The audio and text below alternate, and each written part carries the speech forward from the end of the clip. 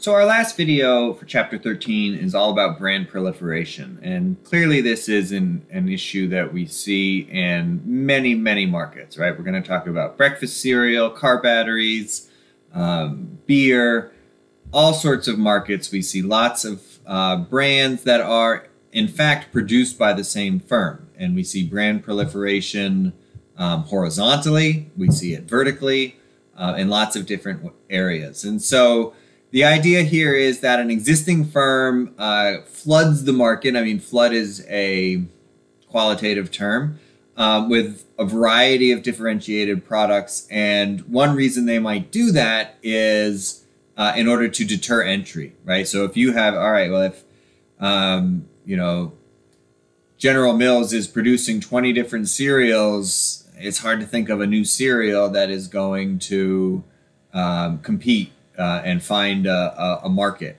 in that area.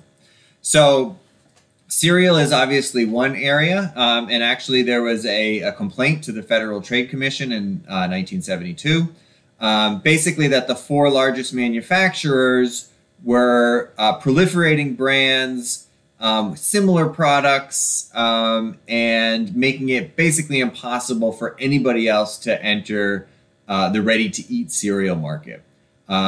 So as we saw before, you know, right now, Kellogg, General Mills, General Foods, and Quaker Oats are the major players and produce most of the ready-to-eat cereal market.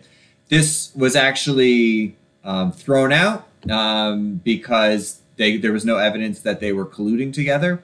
And there's nothing illegal about just offering lots and lots of different brands. So Ch13-Brand in 1978 developed a model to explain sort of the welfare implications, right? Is this a good thing or a bad thing?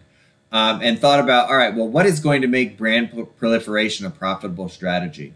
And so he said, all right, well, one thing is products are differentiated horizontally in response to consumer demand for variety. So there has to be some consumer demand for variety so that, you know, some people like Cocoa Puffs and some people like either Corn Flakes or Wheaties. And so Corn Flakes competes with Wheaties, but not with Cocoa Puffs. And Cocoa Puffs is going to be competing with other, you know, chocolatey, sugary cereals, chocolate frosted sugar bombs.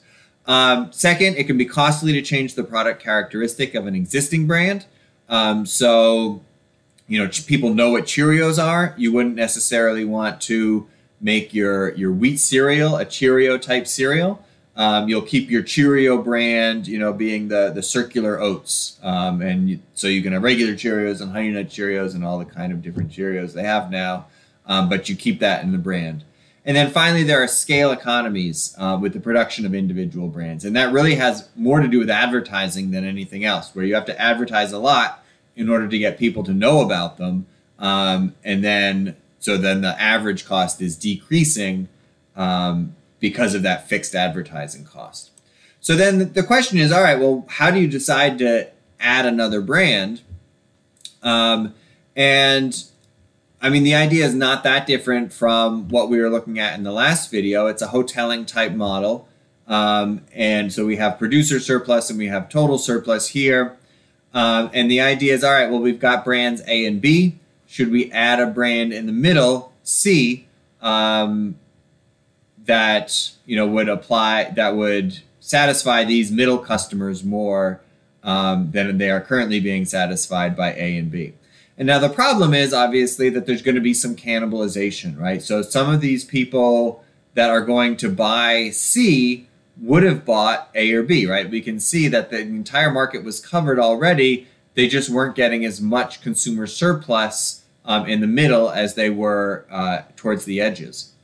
And so if you are a monopolist and were completely sure that there was not a potential entrant, then you'd have to compare your producer surplus from, you know, the bottom figure to your producer surplus in the top figure, and then think about costs. But if you are worried about potential entry, then this is one way to keep out the competition, right? And so the monopolist might introduce brand C really with the only goal of keeping out a new entrant. And so Ch13-Brand argued that this could be both horizontal differentiation, like we saw in that picture, or it could be vertical differentiation, right? So he talks about car batteries having, warranties from 1 to 5 years, with presumably the 5-year car battery being a higher quality. Talks about Borden Company sells milk in cans with the Borden label. That's a branded product, but then they also sell it to retailers to put their own private label, like a Stop and Shop brand on it. Same product, which is often the case. And so here the idea is basically you are increasing your market share by segmenting the market with all of these different brands.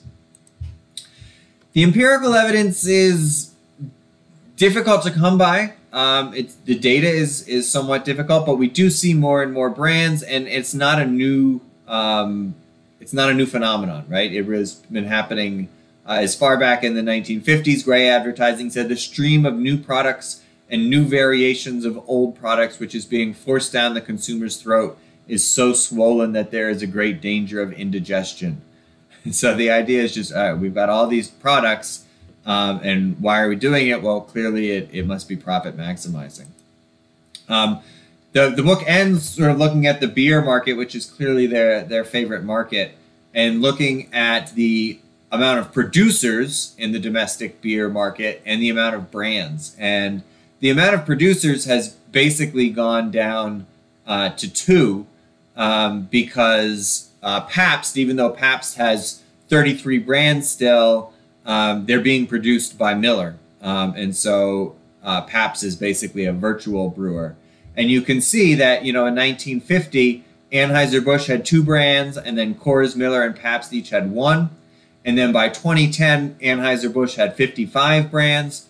Miller had 61, including Coors, and Pabst had 33. So there were lots and lots of brands of beer. The interesting thing, of course, is that it didn't necessarily keep out new entrants, right? So while they do have a dominant market share in the beer industry, you can't argue that you can't find other beers, right? There are lots and lots of other local, regional micro brews that you can buy pretty much in any liquor store that you go into.